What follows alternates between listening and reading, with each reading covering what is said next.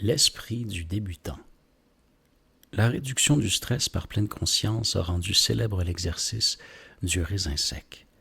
Pour ceux qui l'ignorent, il s'agit d'enfiler sa casquette créative et ludique pour s'imaginer dans la peau d'un extraterrestre qui vient d'atterrir sur la planète Terre. Au cours de vos déambulations, vous tombez sur un objet, un raisin sec.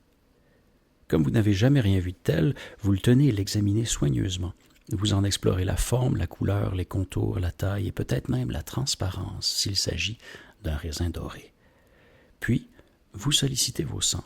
Vous touchez le raisin pour savoir s'il est dur ou tendre, chaud ou froid, humide ou sec. Vous le portez à l'oreille, vous le faites rouler et le presser un peu en étant attentif à ce que vous entendez. Vous le portez à votre nez, en le sentant une première fois, puis une seconde. Finalement, après avoir conclu qu'il était comestible, vous le mettez dans votre bouche en notant que le bras sait exactement où il va. Lorsqu'ils posent le raisin sur leur langue, la plupart des gens remarquent qu'ils commencent à saliver. La texture ne leur semble pas la même qu'entre les doigts. Lorsqu'ils le croquent, une symphonie de goût s'empare lentement de la langue, jusqu'à ce que le dernier morceau de raisin finisse par descendre dans la gorge. Il se passe des choses étonnantes lorsqu'on applique l'esprit du débutant à un exercice aussi simple que la dégustation d'un raisin sec. J'ignorais totalement qu'un raisin sec pouvait faire du bruit, font remarquer beaucoup de gens. Ou j'ignorais totalement qu'un seul raisin sec pouvait m'apporter autant de satisfaction.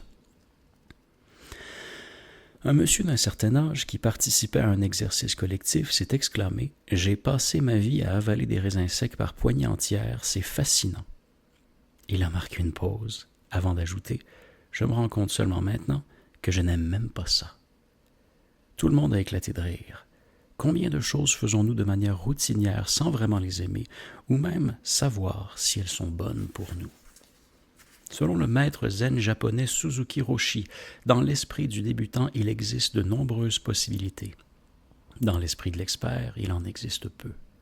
Si la pleine conscience consiste à prêter attention délibérément et sans jugement, alors cultiver l'esprit du débutant est essentiel car il nous permet de mettre de côté nos préjugés sur les choses, qu'elles soient bonnes ou mauvaises, vraies ou fausses, justes ou injustes.